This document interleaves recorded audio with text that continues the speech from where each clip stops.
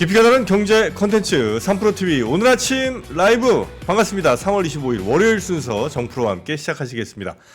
우리나라 과학기술 다른 나라에 비해서 뭐 떨어진다 이런 얘기도 많이 있습니다만 또 우리 과학자들이 큰 건을 해낸 것 같습니다. K-스타라고 인류의 미래 에너지원이 아마도 될 어마어마한 프로젝트가 있는데 여기에서 또 우리나라 연구진들이 전 세계에서 가장 먼저 1억 도가 넘는 그 온도를 30초인가요? 뭐 이렇게 굉장히 오래 유지를 했다고 하죠. 앞으로 한 2년 후면 또 300초 이상 이렇게 아마 유지를 할 것 같은데 그 오랫동안 뜨거운 열을 잘 유지하는 핵융합 반응을 잘 이끌어내는 그 기술이 아주 핵심인 모양입니다. 우리나라 과학기술자들 굉장히 또 훌륭한 성과를 내놨다는 소식 어젠가 들려온 것 같은데 그런 이야기들 앞으로 계속 좀 접하면서 우리나라 국뽕 주사도 여러 번 좀 맞았으면 좋겠다는 생각이 오늘 아침에 다시 한번 들었습니다.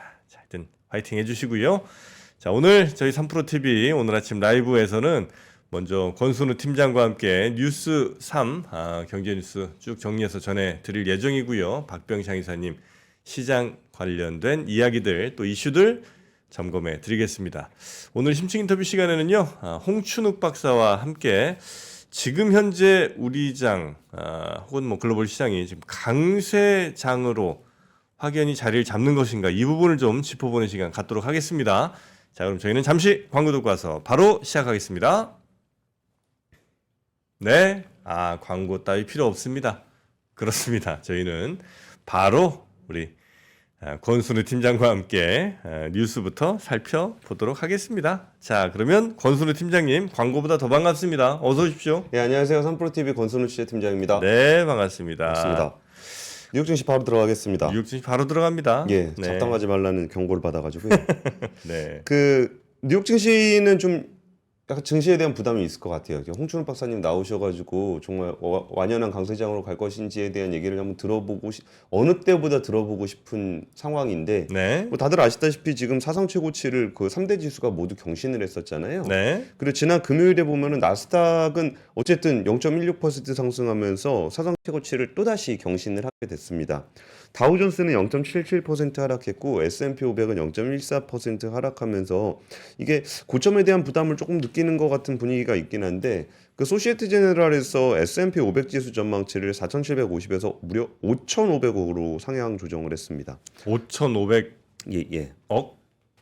S&P 500 지수요. 5,500으로 예. 지수를. 예, 네. 근데 그 전에 4,750이었으니까 뭐 이미 다 뚫려 있는 상황인데 5,500으로 상향 조정하면서 가장 높은 수준까지 돼 있습니다. 네. 매크로 환경이 개선되면서 올해 기업들의 이익이 증가할 거다라는 것을 근거로 하고 있는데요. 여기에 대해서 좀 자세한 얘기는 뭐 어느 때보다 좀 중요한 타이밍이 맞을 것 같아요. 그렇습니다. 야, 지수 진짜 많이 올라왔는데 뭐 포모를 느끼면서 지금부터 올라타야 되냐. 그리고 최근에 보면은 개인 매도세가 꽤 있었거든요. 그러니까 그런 분들 힘들게 진짜 오랫동안 버티다가 조금 먹고 나왔는데 먹거나 본전 근처에서. 네. 그럼 나 두고 가네. 뭐 이런 느낌들 많이 받으실 것 같아서 그렇다고 지금 다시 올라타면은 과거의 악몽들이 다시 떠오르잖아요. 항상 요 때가 제일 이제 문제죠. 네, 나만 두고 가나 해서 타보니까 종점이고 이런 경우가 굉장히 많았었잖아요. 그래가지고 좀 고민들이 많이 되실 것 같은 그런 분위기입니다. 첫 번째 뉴스는요. 모스크바의 IS 테러 사망자가 137명으로 늘었다라는 이야기입니다. 아유, 여기도 뭐 너무 끔찍하더라고요. 그 영상 같은 것도 아마 많이들 보셨을 텐데. 저도 좀 이렇게 찾아서 준비하다가 이게 틀면 안 될 것 같아가지고 그냥 말았습니다. 모스크바 외곽 공연장에서 총격 방화 테러 사건이 일어나면서 24일 오후 기준으로 137명의 사망자가 발생을 했고요. 뭐 여기에 탄약이 담긴 통 500개, 탄창 28개, 뭐 소총 뭐 이런 것들 엄청 나왔습니다. 부상자도 180명 이상으로 좀 파악이 됐고요. 네. 이 사건 직후에 극단주의 무장 세력 이슬람 국가 IS라고 보통 부르잖아요. 네. 이 뭐라고 표현합니까? 이 새끼들이라 그래야 됩니까? 적절합니다. 그러니까 근데 얘네들은 진짜 정말 그 인류애적인 측면에서 전혀 존중을 할 수 없는 조직이잖아요. 말종들입니다. 예, 그러다가 정말 상당히 오랜 기간 동안 그 좀 잠잠하게 좀 지내고 있었는데 네. 이번에 오랜만에 모습을 드러낸 게 또 이런 테러 사건이었습니다. 그 여기에서 좀 주로 언급되고 있는 단체는 이슬람 국가 호라산이라고 해서 네. 여기가 예전에 그 시리아 내전 때 러시아가 좀 시리아 내전을 좀 도와준 적이 있었어요. 개입을 많이 했죠 그때. 그러면서 IS가 좀 러시아에 대해서 굉장히 좀 강경한 목소리를 내고 있는데 네. IS가 이번에 그 딱 테러 나고서 이거 자기들이 한 거다라고 해서 영상을 공격하면서 기독교인에 대한 피비린내 나는 공격이라는 제목의 어떤 영상을 올렸습니다.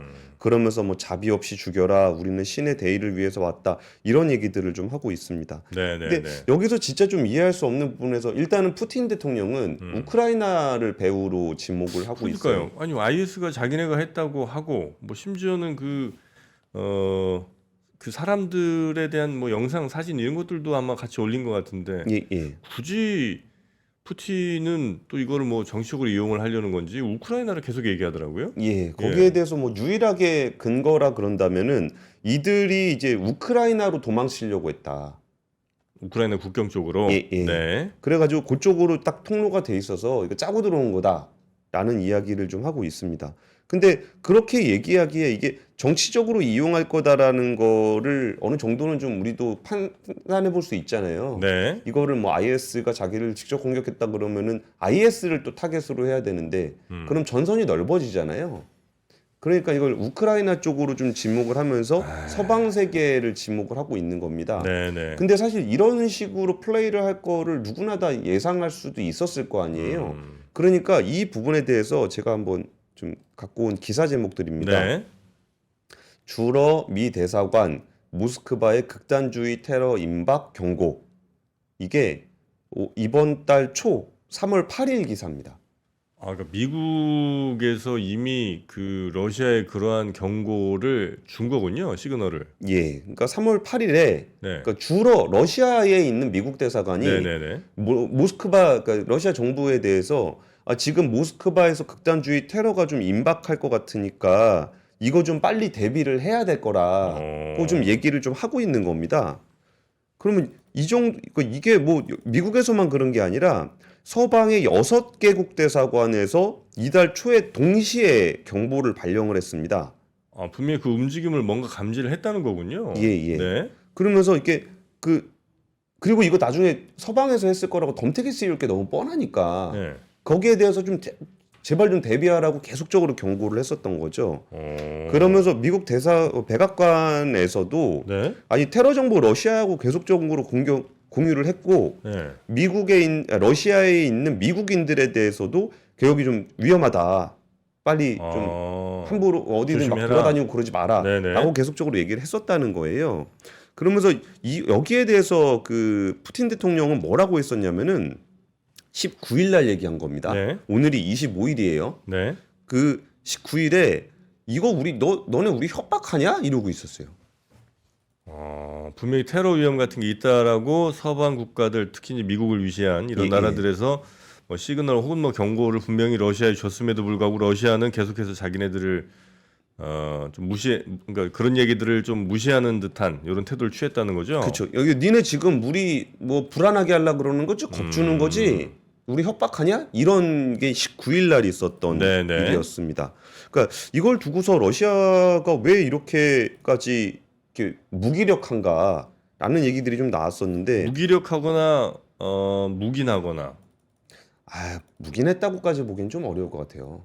그런가요? 예, 이게 푸틴 대통령이 지금 30년 장기 집권의 어떤 교두보를 마련한 선거가 얼마 안 됐잖아요. 네. 그러면 그 사건 이후에 이걸 묵인하고 테러를 일으키는 거를 자국민이 죽는 거를 방치했다.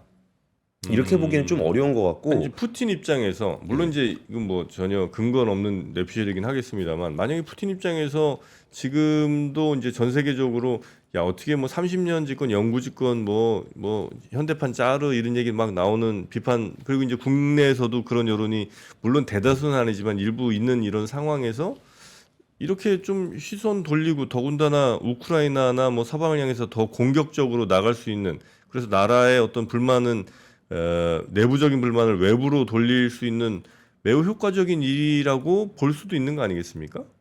그렇게 볼 수는 있는 것 같은데 네. 그 너무 잔인한 그러니까 것 뭐 같아요. 그렇게 했다는 얘기는 아니지만 근데 저는 오히려 네. 그러니까 이거는 그냥 FSB, 그러니까 옛날 KGB의 그 후신이죠. 네. FSB가 무능력했다라고 봐야 될 것 같아요. 이 정도 경고를 줬었고 이전에 그 모스크바 근처에서 네. 그 FSB가 몇 번 잡았습니다. 뭘 잡아요? 얘네들을. 용의자를? 예, 뭐 테러 관련한 부분들을 몇 명 잡아가지고 네. 자기네들이 다 이걸 방어를 하고 있다라는 얘기를 좀 했었어요. 근데 이게 그냥 그 테러 단체가 러시아, 그러니까 모스크바의 핵심까지 들어온 걸 제대로 삼지 못했다는 거는 네. 오히려 무능력했다라고 봐야 될 거고, 또 하나는 지금이 선거철이었잖아요.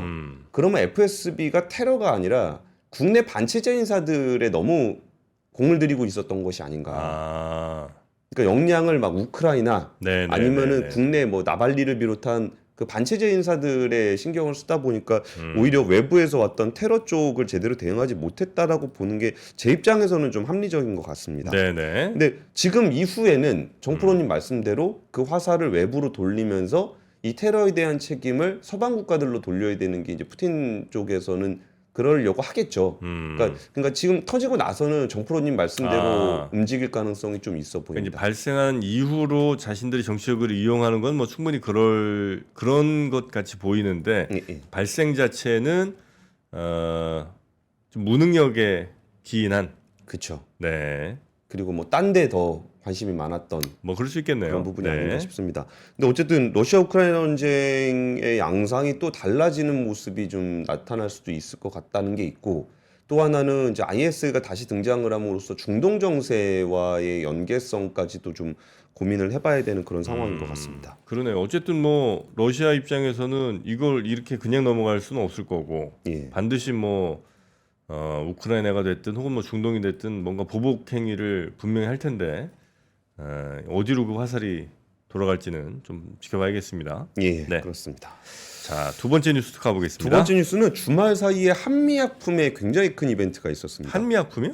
예. 지금 이제 아무래도 주주총회 시즌이다 보니까 예. 이 경영권 분쟁 건들이 꽤나 좀 뜨거운 회사들이 많아요. 뭐 영풍 같은 데도 뭐 뉴스가 좀 있었던 것 같고. 고려아연 영품권도 있는데 네. 그거는 일단 그 주주총회가 끝났죠. 아. 주주총회 끝나가지고 배당안이 부결이 되면서 고려아연 쪽 현 이사회 쪽이 조금 더 지지를 받은 걸로 해석을 하는 게 맞는 것 같은데 그 후속이 좀 나오긴 나온 것 같아요. 이제 고려아연 쪽에서도 이제 영풍이랑 상종 못하겠다라는 느낌을 좀 받고 있는 것 같습니다. 네. 근데 거기는 이미 주총이 끝났기 때문에 그 다음 이벤트는 조금 더 나중에 팔로우 한번 해드리고 네. 지금 한미약품 쪽은 어떤 이벤트가 있었냐면은 한미홀딩스의 지분율을 한번 볼게요. 여기 모녀 지분이 35%고 형제 지분이 28%입니다. 모녀랑 형제랑 서로 갈등을 빚고 있죠. 갈등이에요. 예. 엄마가 회장이고 네. 그 딸이 이번에 뭐 전략실장인가 그런데 이번에 뭐 이렇게 둘이 편을 먹었고 네. 형제가 28%인데 그러니까 모녀가 더 지분율이 높습니다. 그리고 현재 이사회는 모녀 쪽에서 지배하고 있고요. 아니 회장은 어디 있어요? 그러니까 회장이 있고 회장의 회장이 모녀, 할머니가 회장입니다. 할머니가 회장이에요. 예. 그러니까 창업주였던 고 임성기 회장이 이제 타계를 하면서 네. 어머니가 그러니까 와이프죠. 와이프 송영숙 회장님이 회장이 된 거예요. 네. 그리고 이제 딸하고 같이 한미홀딩스의 어떤 상속세를 비롯한 어떤 캐시플로어를 그러니까 현금 창출력을 고민하면은 글로벌한 R&D가 좀 힘들어진다 그래가지고 OCI하고 합병을 추진하고 있습니다. 네. 근데 이 부분에서 이제 엄마하고 딸은 합병을 하자라는 안을 가지고 왔던 거고 그 형제는 반대를 하고 있는 상황에서 요 신동국 회장이라는 분이 1차적인 캐스팅 보트였습니다. 1차 캐스팅 보트라고 얘기하는 이유는 네. 신동국 회장은 그 고 임성기 회장의 고향 후배입니다. 그러니까 가문이 원래 친해요. 네네. 그러면은 우리가 이런 얘기 좀 너무 시쳇말로 하는 건데 그 친한 동생이잖아요. 네. 그러니까 고 임성기 회장의 친한 동생, 네. 친한 동생이 엄마랑 친하냐 아들이랑 친하냐. 보통은 형수님하고 보통 친하잖아요. 뭐 아무래도 그렇겠죠. 예, 그래가지고 이 신동국 회장 쪽이 오히려 모녀 편을 들어줄 것이다. 아니면 최소한 중립은 지킬 것이다. 네네네. 라고 좀 얘기가 나왔는데 주말 사이에 이 신동국 회장 쪽이 형제 편을 들어주기로 했습니다. 그래요? 그럼 둘이 합치면은 40%죠. 그럼 뭐 거의 승패 결정 난 거 아니에요? 승패 결정 난 건 아니죠. 1차 캐스팅 보트였잖아요. 그러니까 네. 만약에 엄마 쪽을 들어줬으면 승패가 결정이 됐을 건데 네. 형제 쪽을 손을 들어줬기 때문에 둘이 합치면 40%, 네. 모녀가 35%이기 때문에 네. 2차 캐스팅 보트였던 국민연금이 압도적인 영향을 미치게 됐습니다. 만약에 신동국이 모녀 쪽으로 섰으면 굳이 국민연금에 고민할 게 뭐 없는데. 힘이 필요 없는데 그럼 이제 국민연금이 어떻게 결정하느냐에 따라서 그렇죠. 그럼 이제 앞으로 차기 경영권을 누가 가져가느냐가 결정되는 거예요? 그렇죠. 음. 그런 상황이 됐고 만약에 국민연금이 움직이지 않는다라고 네. 한다면 나머지 기타 지분 17%가 너무너무 중요해진 거죠. 여기서 기타 주주 17%라고 하는 거는 혹시 방송 보고 계신 분들 중에 한미홀딩스 주식을 가지고 계신 분이 있다. 그분들이 저기 포함되는 거고요. 그분들이 여기에 대한 최종 의사결정을 할 수도 있는 상황이 된 겁니다. 아니 근데 만약에 저 상황에서 뭐 이제 그 현재 회장인 그 누굽니까 그분이? 송영숙 회장. 송영숙 회장. 예. 송영숙 회장도 연세가 꽤 많으실 거 아니에요? 그렇죠. 예. 그렇죠. 근데 그분이 만약에 저 이제 어느 정도 이제 미래 뭐 근미래에 또 이 물려줘야 될 상황이 이제 오게 되면 다시 이제 아들한테도 딸들한테도 골고루 갈 거 아닙니까? 그럴 수 있겠죠. 그렇게 되면 뭐 그분의 지분이 뭐 몇 퍼센트인지 모르겠습니다만 다시 이제 형제들이 가져올 수 있는 이런 상황이 되는 거 아닐까요? 근데 그거는 조금 지난 후의 얘기일 것 같고요. 그래요? 예, 송영숙 회장 아직 정정하신데 아니 뭐 정정하신데 나중에 언제든 이제 뭐 시간이 어쨌든 뭐 흐를 테니까 예. 또 이제 물려줘야 될 상황이 올 거 아닙니까? 그러니까 여기는 네. 그렇게 먼 미래를 보기보다 네. 조금 단기 지금 구도를 한번 보여드리면은 네. 한미사이언스 쪽에서 왜 OCI로 넘기려고 했었는지에 네. 대해서 1차적인 상속세 문제가 하나 있고요. 상속세를 마련하지 못하는 상황에서 외부에서 계속 자금을 차입하게 되면은 이게 차입을 하거나 증자를 하거나 이게 차입이겠죠. 이제 그분 아니면 주식을 팔거나 네. 그러면은 이제 경영권을 확보하기가 좀 어려운 상황이 됐어요. 근데 그 경영권이라는 말도 사실은 되게 구세대 유물이잖아요. 그렇죠. 네. 그러니까 이게 일반적으로 상장을 하는 순간 네. 대주주 이꼴 경영자가 아닙니다. 네. 그러니까 대주주는 그냥 대주주로서의 어떤 자기 표를 행사하는 거고 우리나라는 꼭 대주주가 지분율을 가지고 경영을 다 해야 된다라고 생각하니까 이 문제가 발생을 하는 건데 네. 어쨌든 그 상황이 됐을 때 자기 그 지분을 그 OCI하고 바꿈으로써 이거 사실 그러니까 백기사 고용한 거랑 비슷한 거예요. 그리고 어쨌든 한미사이언스 쪽이 OCI의 어떤 지분율을 확보하게 되는 거고 네. OCI 쪽에서는 한미사이언스의 지분을 확보하게 되는 건데 그러면 줄 수 있는 시너지가 뭐가 있냐면 그 OCI 같은 경우가 이제 화학이라든지 태양광이라든지 이런 쪽에 어떤 현금 창출력이 좀 있잖아요. 네. 그리고 좀 글로벌 네트워크가 있고 그러니까 제약회사 바이오 회사의 어떤 통합 시너지를 통해서 글로벌 회사를 만들겠다라는 게 홍영숙 회장 쪽의 주장인 거고 네네네. 그 형제 쪽의 얘기는 아니 뭐 바이오 제약 사업 한 번도 안 해본 회사랑 통합을 해가지고 이거 그냥 자기들의 최대 주주 지분율이나 이런 거 유지하기 위해서 회사 팔아넘긴 거다라는 게 형제 쪽의 주장인 거예요. 네네네. 그러니까 이 둘 중에 어느 쪽이 정당성을 확보를 해서 가져갈 것인가? 라는 게임으로 좀 보시면 될 것 같습니다. 네네. 근데 지금 여기만 지금 치열한 게 아니라 JB금융지주도 만만치 않습니다. JB금융지주. 예, JB금융지주가 지금 대주주가 삼양사거든요. 네. 그리고 이제 그 2대 주주가 이제 얼라인 파트너스인데 네. 그 예전에 뭐 SM 같은 경우에 뭐 대주주 지분율 되게 높을 때 얼라인 보통 행동주의 펀드들이 움직일 때 지분율이 굉장히 좀 낮잖아요. 그러니까 예를 들어서 금호석유 뭐 이런 거 했을 때 뭐 차 파트너스 이런 데는 뭐 0.3% 이렇게 갖고 있거든요. 근데 지금 JB금융지주의 어떤 지분율을 보면은 네. 삼양사가 14.61%입니다. 얼라인이 얼마나 가지고 있을 것 같으세요? 무려 얼라인이? 14%를 가지고 있습니다. 대주주네 완전히. 얼마 차이 안 나요. 네. OK저축은행 같은 경우가 삼양사 편을 들어줄 가능성이 좀 있긴 하지만 뭐 시티그룹 캐피컨퍼니라든지 여기 미국계 펀드입니다. 그리고 여기 나타나진 않았지만 5% 이하로 노르웨이 펀드가 또 갖고 있습니다. 네네. 그러면서 여기에 대해서 지금 둘이 세게 붙었어요. 그 주주 제한에 이사들을 많이 추천을 해놨습니다. 예. 그래가지고 만약에 이게 그 온라인 쪽으로 표가 많이 가게 되면은 이사회에 굉장히 많은 위원 하나, 둘, 셋, 세 명이 들어가고 비상임이사로 하나, 감사위원으로 하나, 그래가지고 하나, 둘, 셋, 넷, 5명이 들어가게 됩니다 이사회에. 온라인 제안한 사람이. 네. 그러니까 여기에 경영권 어떻게 되는지 예상하기 굉장히 힘든 상황이고 여기서 그러면 그 펀드들 같은 경우는 의결권 자문기구의 의견이 굉장히 중요합니다. 네. 이거 이제 펀드 매니저들한테 물어보면은 의결권 자문기구의 그 의견에 대해서 어느 정도까지 영향을 받아요 물어보니까 네. 꽤 많이 받는다는 거예요. 왜 꽤 많이 받아요? 그랬더니 의결권 자문기구가 이렇게 써서 주잖아요. 이거는 네, 찬성하세요, 네, 네, 이건 반대하세요, 뭐 이런 거 자문을 해주잖아요. 네. 근데 만약에 그거 반대되는 얘기, 의결권 자문에서 찬성하라 그랬는데 내가 반대할 거야. 아니면 의결권 자문기구에서 반대하라 그랬는데 내가 찬성할 거야. 그러면은 자기가 따로 보고서를 써야 된대요. 아, 왜 그렇게 하는지. 예, 예. 회사에다가. 네. 그러니까 이게 사실 절차적으로 그런 부분들이 좀 있어가지고 어지간하면 의결권 자문기구의 의견을 따른다는 건데 국내 의결권 자문사인 서스틴베스트 같은 경우는 온라인 파트너스의 주주 제안에 모두 찬성 의견을 냈습니다. 그리고 해외 쪽 그 의결권 자문기구인 네. ISS와 글래스 루이스는 JB금융지주의 이사진 교체를 요구한 온라인 파트너스의 주주 제안에 반대한다는 의사를 밝혔습니다. 온라인의 주주 제안에 반대한다. 예, 예. 그러니까 국내 의결권 자문기구하고 해외 의결권 자문기구도 의견이 갈라져 있는 그런 네. 상황이 됐어요.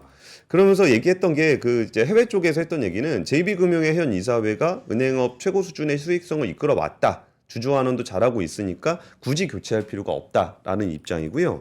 근데 사실 이번에 그 온라인하고 이렇게까지 된 원인은 네. 지난해를 좀 볼 필요가 있어요. 그러니까 지난해에도 이제 비슷한 요구들을 온라인은 그 글로벌 우리나라 금융지주사이다 다 같이 했었는데 네. 대부분 금융지주 회사들은 주주들의 의견을 받아가지고 주주 환원이라든지 장기 환원 계획에 대해서 다 발표를 했었습니다 작년에.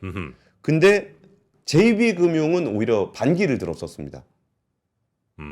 이거는 과도한 요구고 그런 식으로 많이 배당할 수 없고 주주환원할 수 없고 경영계획서 이런 식으로 반대를 하다가 지금 이렇게까지 좀 극단적인 갈등까지 오게 된 상황으로 보시면 될 것 같고 지분율 차이가 많이 안 나기 때문에 여기도 굉장히 치열하게 전개가 될 것 같다라는 말씀 드리겠습니다. 이런 데들이 꽤 몇 군데 있는 모양이군요 지금 현재. 그러니까 굉장히 대형에는 좀 요 정도 있고요. 아예 소형 쪽에는 진짜 심각한 데 많죠. 아, 상당히 좀 많고요. 네. 이런 것들은 대체로 주가에는 결정 나기 전까지는 좀 플러스로 작용을 하기도 하죠. 이런 경영권 다툼이나 뭐 분쟁 같은 게 있을 때는. 예. 아무래도. 그래서 변동성이 좀 커져가지고 조금 단기 투자하실 땐 조심하실 필요가 있습니다. 네. 자, 그리고 세 번째 뉴스도 가보겠습니다. 그것만 하나 더 해드리면 분쟁 생기게 되면은 가격이 좀 그러니까 주가가 좀 올라갈 때는 이게 야금야금 이렇게 계속 사야 되거든요. 사서 지분율을 올려야 되잖아요. 그렇죠. 경쟁을 하게 되면. 근데 주총 갈등 관련해서는 이게 주주명부 폐쇄 이후에는 주식을 가지고 있어도 그 표를 행사를 못 해요.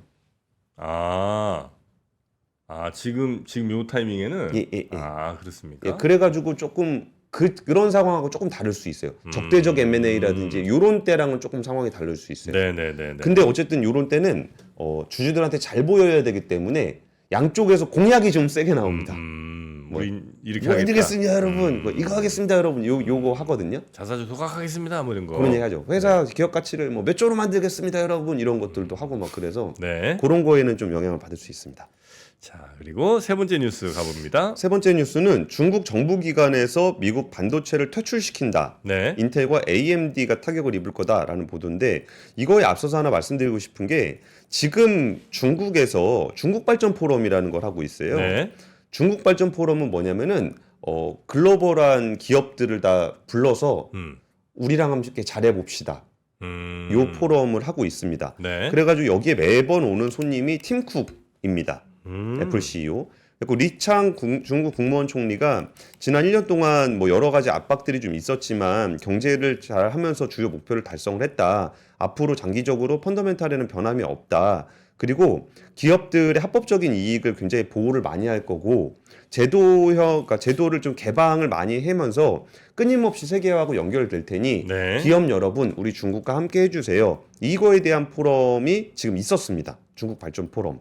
24일부터 이틀간 네. 베이징에서 했어요. 여기서 이제 나온 얘기예요. 그러고 있는 와중에 네. 파이낸셜 타임즈는 중국 재무부와 공업정보부가 마이크로소프트의 윈도우와 오라클 등 외국 데이터베이스 소프트웨어를 배제하는 내용을 포함한 지침을 내렸다라고 보도를 했습니다. 가이드라인을 냈는데 여기서 뭐 이 조치는 미국이 2022년부터 첨단 반도체 제조 설비와 인공지능 서버용 고성능 반도체의 중국 수출을 금지한 것에 대한 보복 조치라는 분석을 하고 있는데요. 여기에 지침 내용은 뭐냐면 안전하고 신뢰할 수 있는 프로세서 및 운영체제 목록에 포함된 제품만 사용해야 된다. 이런 얘기입니다. 안전하고 신뢰할 수 있는 프로세스. 비슷하네요. 미국이 하는 명분이랑. 그렇죠. 국가 안보 차원에서 네. 뭐 이런 거 지금 뭐 미국이나 영국에 있는 거 기반으로 하게 되면은 좀 이렇게 문제가 될 수 있다라는 얘기들을 하고 있는 거예요. 그러면서 이제 이거 평가를 받으려면은 전체 연구 개발 문서와 코드를 제출을 해야 되는데 이거를 인텔하고 AMD가 중국에다 이걸 다 줄 수가 없잖아요. 근데 여기서 조금 그 타격이 좀 있을 수 있는 게 인텔 전체 매출의 중국이 몇 퍼센트 정도 차지할 것 같으세요? 인텔 매출에 예. 중국이 네, 생각보다 높습니다. 그래 한 45%. 아우 너무 많이 쓰셨네요. 너무 많이 썼나요? 네, 27%. 아 그래요? 27% 정도면 4분의 1이 넘잖아요. 네. 그리고 AMD 매출에서도 15%가 중국에서 나옵니다. 그러니까 여기가 만약에 좀 막히게 되면 굉장히 좀 어려움을 겪게 될 거죠. 근데 그리고- 만약에 중국에서 그러니까 마이크로소프트 뭐 윈도우 같은 걸 수입을 금지하면 예. 개인들이 쓰는 그 OS 같은 거는 운영 체제는 다 어떻게 해? 그러니까 여기서 네. 중국에서 이거를 바로 완전히 준비가 잘 다 돼 있는 상황은 아니기 때문에 네. 이거를 아예 금지를 하고 있진 않지만 여기서 신창이라고 알려진 군과 정부 부문의 기술 자립을 위한 국가 전략이라는 게 있어요. 네. 그래서 여기에서 지금 진행되고 있는 프로젝트들이 몇 가지가 있는데 네. 그 여기에서 이제 개발을 하고 있는 거죠. OS 같은 지속적으로. 거를 예. 아 그래요? 예. 근데 OS 같은 것들이 네. 없는 게 대체제가 없는 건 아니거든요. 뭐 그럴 수는 있겠죠. 어디나 네, 대체제는 네, 있긴 네, 있어요. 네, 네, 네. 근데 그걸 대체했을 때 다른 생태계와의 호환성 네. 그리고 성능이 조금 떨어지는 부분들 이런 것들 때문에 한 번에 안 넘어가고 있는 건데 그러면서 야금야금 넘어가는 전략들은 계속적으로 쓰고 있는 거예요. 그러면서 예를 들어서 화웨이 어떻게 됐는지 기억하십니까? 화웨이 예, 트럼프한테 맞아서 아예 퇴출됐다라고 알려져 있는. 다시 지금 요즘 뭐 잘 살아나고 있는 것 엄청 같은데. 잘 되고 있습니다. 그죠? 그러니까 중국 전체 스마트폰 판매량 7% 감소하는 것 같은데 64%가 급증했습니다. 아 화웨이가 예, 예. 아, 그런 상황이 있고 모바일 AP라고 그러면은 이른바 CPU를 네. 포함한 모바일의 두뇌잖아요. 네, 네. 여기에서도 지금 대부분 줄어들고 있는 가운데 중국의 유니속이라든지 화웨이 자회사인 하이실리콘 같은 경우가 네. 여기 지분율을 점유율을 계속적으로 넓히고 있거든요. 그러니까 야금야금 그런 부분들에 대한 대비를 해놓고 하나하나 막으면서 시장을 점유하고 있는 거죠. 네네. 그래서 여기는 이제 거의 앞으로 다시 돌아올 가능성은 좀 없어 보여요. 아, 미국과 중국이 예, 속도의 차이는 있겠지만, 아, 그러니까 그래요? 이게 얼마나 빠르게 여기를 장악할 것인가의 차이는 있겠지만, 네. 다시 원래대로 돌아가서 미국이라든지 다른 나라 기업들이 여기에 그 중국의 어떤 반도체라든지 아니면 OS라든지 여기서 점유율을 넓혀갈 가능성은 별로 없어 보입니다. 그렇게 되면 이제 아무래도 글로벌하게 보면 비효율성은 좀 높아지는 것 같기는 한데 뭐 양쪽으로 수출해야 되는 나라들 입장에서는 썩 나쁜 것만은 또 아닐 수도 있겠네요. 아닌가요? 그건? 그러니까 일단 우리나라 기업들 입장에서는 네. 중국에서 많이 좀 발을 빼고 있는 상황이기 때문에 추가적인 타격은 좀 덜할 것 같아요. 덜할 것으로. 예. 네. 알겠습니다. 지금 미국의 핵심 뭐 인텔이라든지 마이크로소프트 같은 반도체 관련된 혹은 컴퓨터 관련된 뭐 소프트웨어, 하드웨어 요거 수입을 중국이 금지하겠다는 요런 이제 발표가 나와서 과연 요 영향이 또 어디로 어떻게 튈지 요건 한번 지켜보도록 하겠습니다. 자, 그러면 오늘 뉴스 한번 요 정도 정리할까요? 예, 네. 그러면 권순우 취재팀장은 내일 아침에 다시 뵙겠습니다. 고맙습니다. 감사합니다. 네, 박병창 이사님 모십니다.